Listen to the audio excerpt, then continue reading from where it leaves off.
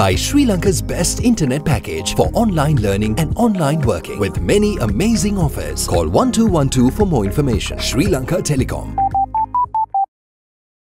ලෙන්ගතුකම වැඩි කරගන්න ලව්ජු රුපියල් 50ට අඩු කළා. මාමේ එන්න අපිට එකක් බොමු.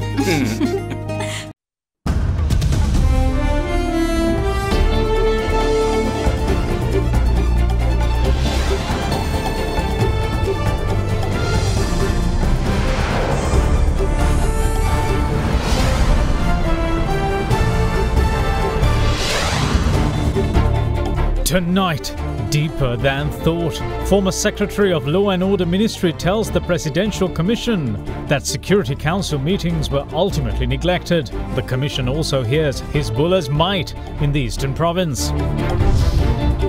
In trouble. Final decision over the stricken oil tanker to be taken tomorrow. Not to everyone's taste.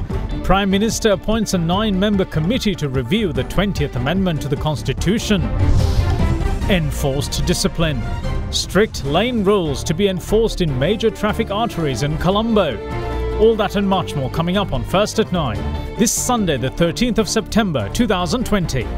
Nava sunlight sakura.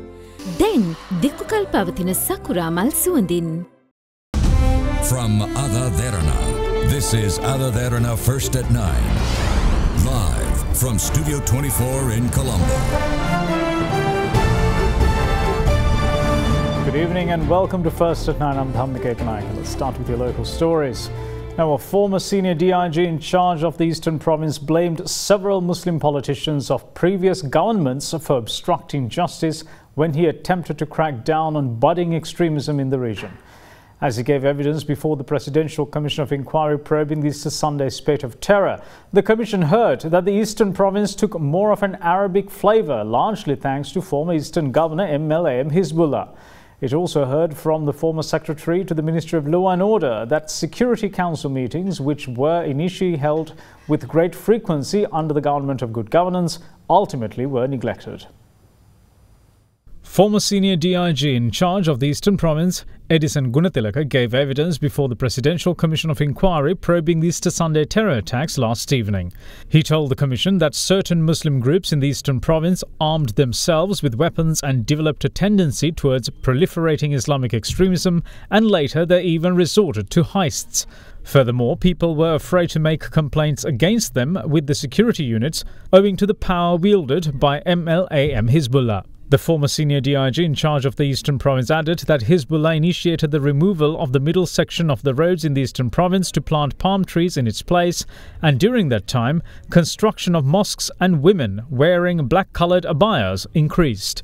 The witness went on to say that 18 Muslim groups which were active within the Eastern Province had weapons and their conduct was consistent with extremist ideologies. Further, these groups had also perpetrated heists, extortions and murder in the Eastern Province. The Commission then asked former senior DIG in charge of the Eastern Province, Edison Gunathilaka, as to how these extremist factions procured arms. He responded saying that weapons were procured from members of TMVP and Karuna's factions after securing funding from Bashir Segu Dawood.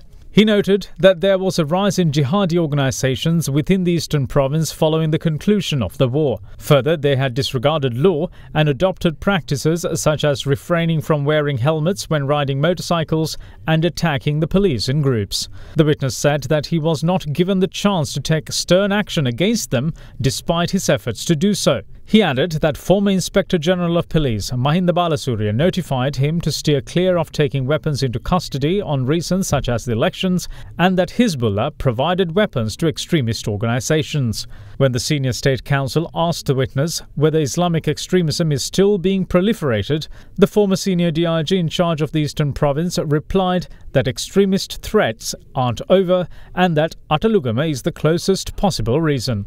He said extremist ideologies have become a factor in Muslim women who never used to venture outdoors to take part in attacks, now doing so.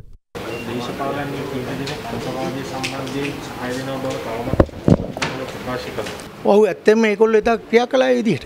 මම එහෙ ඉන්න කාලේ අතාඋල්ලා, Hezbollah, Aamir අලි, රිසාඩ් බදුද්දීන් මේගොල්ලෝ එතකොට රජේ නායකයෝ. පුනරුත්ථාපන ඇමති රිසාඩ් බදුද්දීන්. එතකොට Hezbollah වෙන ඇමති නමක් කළා. අතාවුල්ලත් කළා. මේ අය ඔක්කොම මම මේ අන්තවාදීන්ට ගහනකොට අන්තවාදීන් අත්අඩංගුවට ගන්නකොට මාත් එක්ක විරුද්ධ වුණා. ඔබ කියන විදිහට එතකොට මේ ඉස්කෝලස් ඍජුවම ඔව් එයාගේ කණ්ඩායමකුත් හිටියා. එයාත් එක්ක අනිත් අය. මේ කණ්ඩායම මේකයි. උඩින් පෙන්නන්නේ දෙමළ තත්ත්වවාදීත් එක්ක ගහගන්න ආවා කියලා. යට ජිහාත් එකත් එක්ක ඉන්නේ. අල්-කයිදා එකත් එක්ක. මේ තියෙන අන්තවාදී බුදවා ගැනීමට කරන්න ඕන පියවරම. හොඳ කෙලින් නිලධාරිපත් කරන්න ඕනේ හන්. සල්ලි වලට යට වෙන්නේ නැති.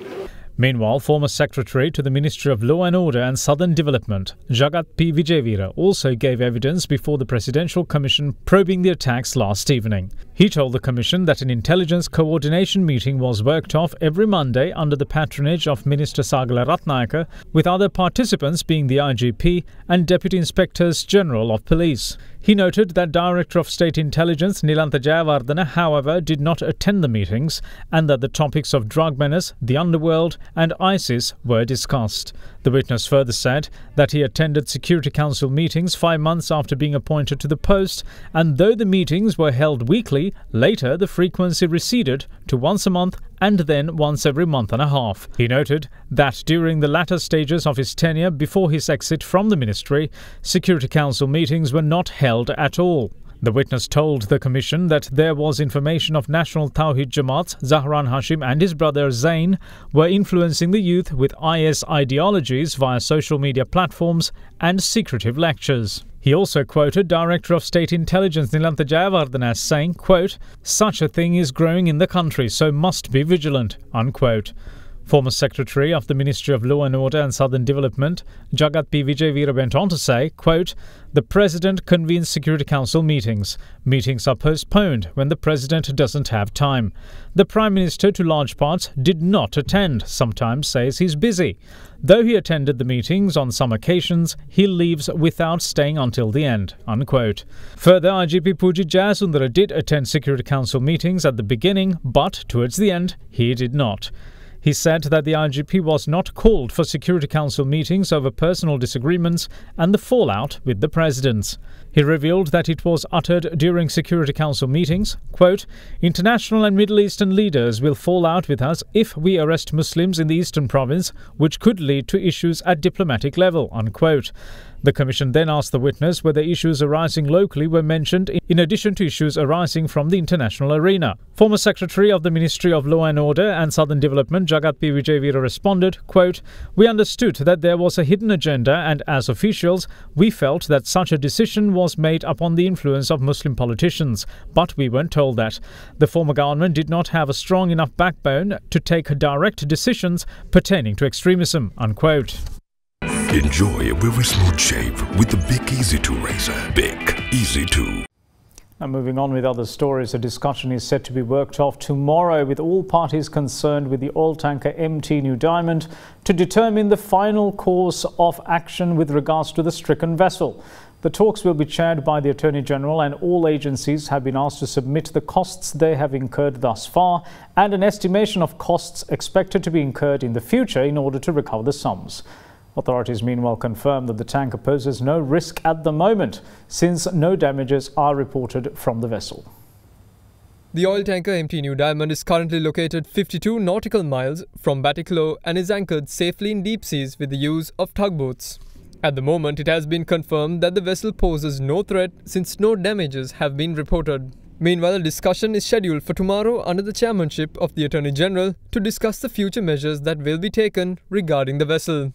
Accordingly, the Sri Lankan Navy, the Coast Guard, the Department of Coast Conservation, the Marine Environment Protection Authority and the Merchant Shipping Secretariat of the Ministry of Ports and Shipping will be attending the discussion. In the meantime, Director General of the Marine Environment Protection Authority, Dr. Tony Pradeep Kumara, says that the necessary measures are being taken to cover the cost incurred in dousing the fire that erupted aboard the oil tanker. Meanwhile, the chairperson of the Marine Environment Protection Authority says that final decision pertaining to the future measures on the tanker will be taken at tomorrow's meeting. මෙම සමස්ත ක්‍රියාදාමය සමග සම්බන්ධ වන සියලුම පාර්ශ්ව සමග හෙට දිනේ සාකච්ඡාවක් කරනවා.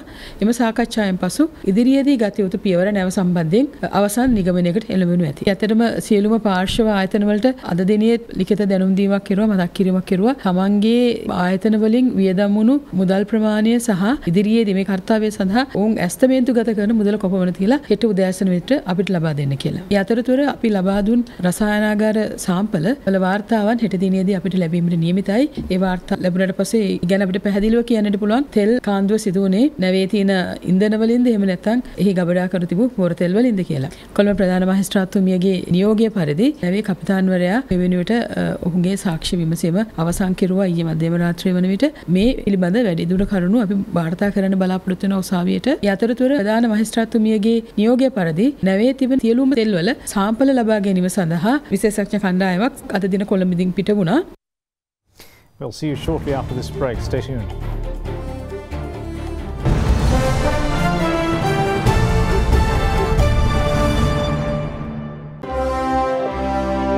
Ceylon Bank, the bank with a heart.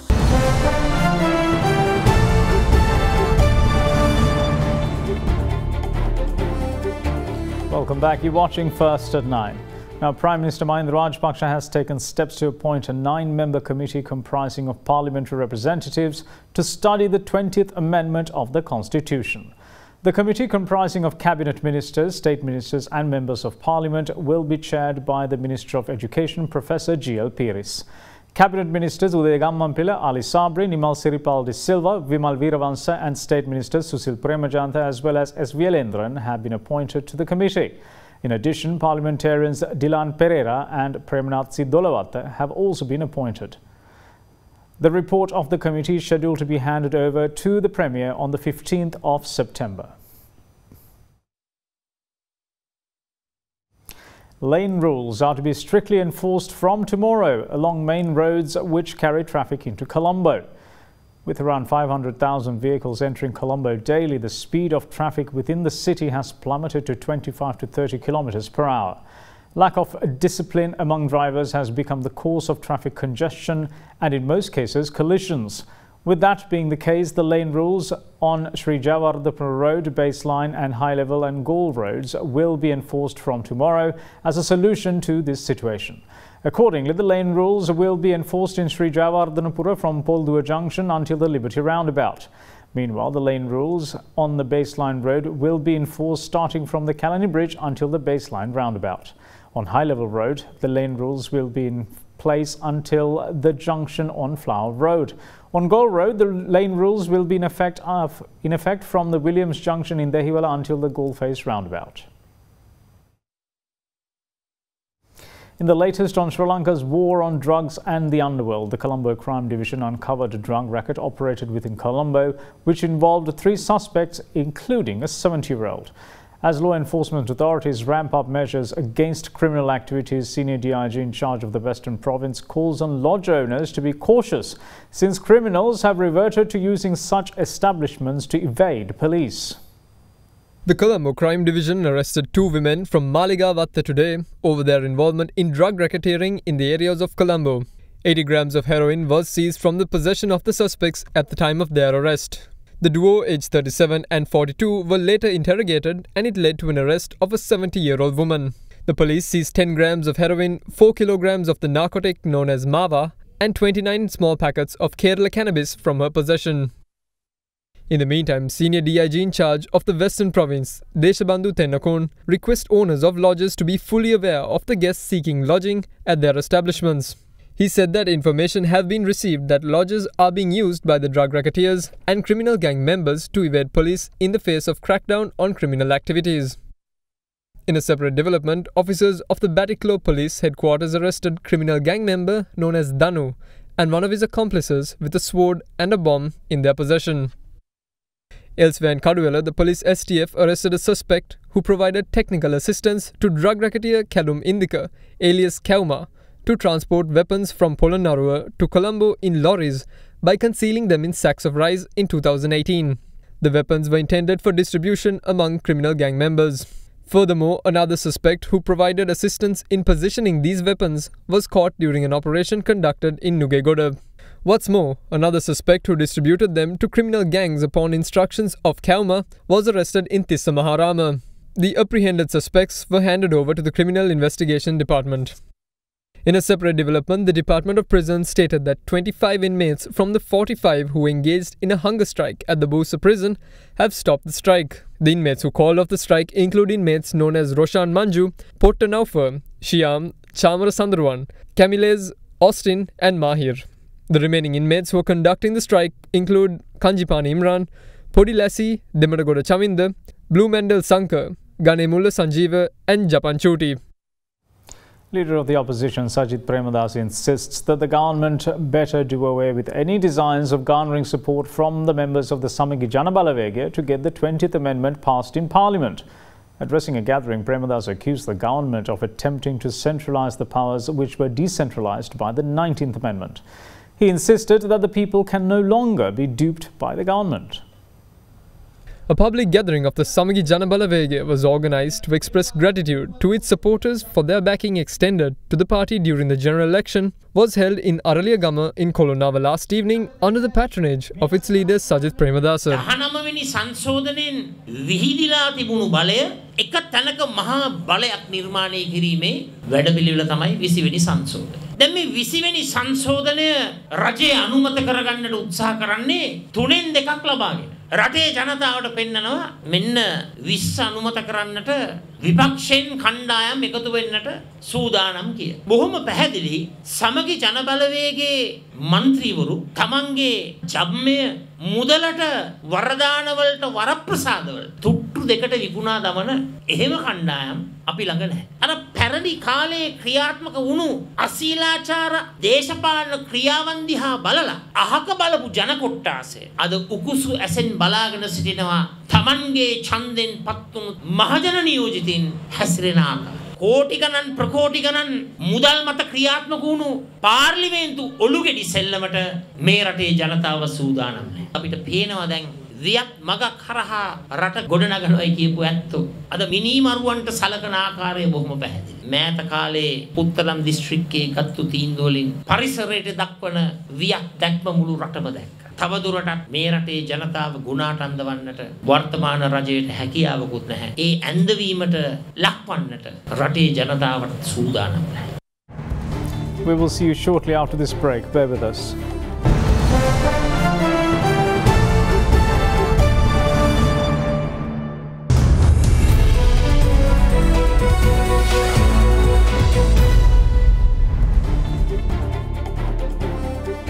Welcome back. This is First at 9. The Colombo Stock Exchange says that there have been considerable gains in the market in multiple fronts, from advanced indices to account openings. What's more, it also says that 47% of new account openings this year is attributed to the age group of 18 to 30 years. The Colombo stock market says that it has recorded a noteworthy turnaround in recent months, driven by progress of the indices and improved investor interest.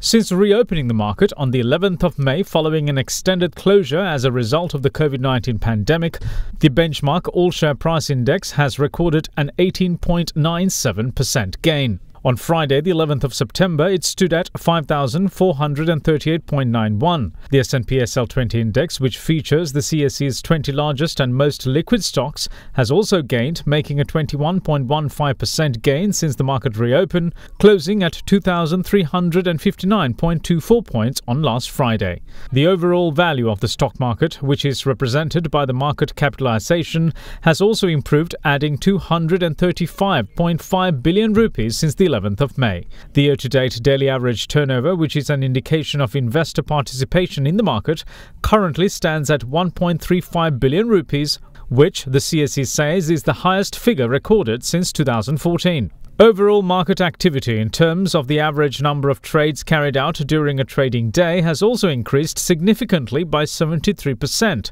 when compared to the average figure recorded in 2019 and 133% higher than 2018. The CSE says that a significant increase in account openings was noted since market reopen, with 5,801 new investors entering the market, which is 98% higher than the number of new investors recorded during May to August in 2019 and 56% higher than 2018. It adds that a greater interest among younger investors in the retail segment is seen in 2020, with 47% of the total accounts opened being attributed to the 18 to 30 age group. On the foreign investment front, 2020 has recorded a net foreign outflow of 34.9 billion rupees, largely in line with the foreign fund outflow trend recorded in emerging and frontier markets around the world. The market has also continued to attract foreign purchasers, with investors continuing to acknowledge attractive valuations compared to 2019, with foreign purchases year-to-date of 45 billion rupees in 2020. Now, the World Bank has given Sri Lanka $56 million from existing projects for anti-coronavirus projects.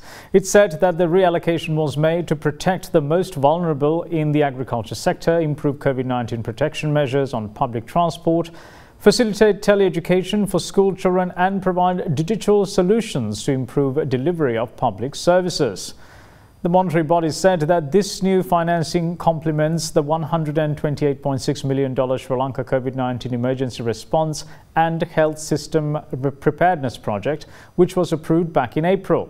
The World Bank said that it has been working closely with the government of Sri Lanka to support its COVID-19 emergency response and prepare for a resilient recovery, adding that it is moving fast to reallocate financing from existing projects to improve food security and children's education, ensure that people can use public transport without getting sick, and harness digital solutions to continue delivering public services.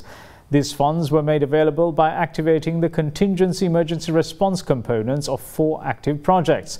Funds for a total amount of $56 million were reallocated, with $17 million from the Local Development Support Project, $15 million from the General Education Modernisation Project, $9 million from the Sri Lanka Primary Healthcare System Strengthening Project, and $15 million from the Climate Smart Irrigation Agriculture Project.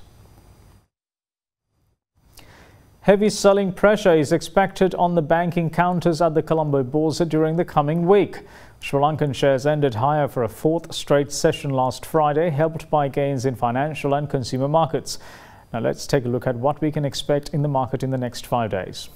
So last week we saw the market had a mixed reaction. In the first half of the session we see the dull sentiment, and the second half of the session we saw the high activities from the high net worth and the retail activities, and market posted the 6-month high. For this week we are predicting the same momentum will carry on the support with the retail segment into the banking sector and the food and beverage sector, and foreign selling might be a bit lesser compared to the previous weeks and all, but we are seeing the heavy selling pressures on the banking counters and the foreign side. And that's it from all of us here at First at 9. Thanks for watching. Bye-bye.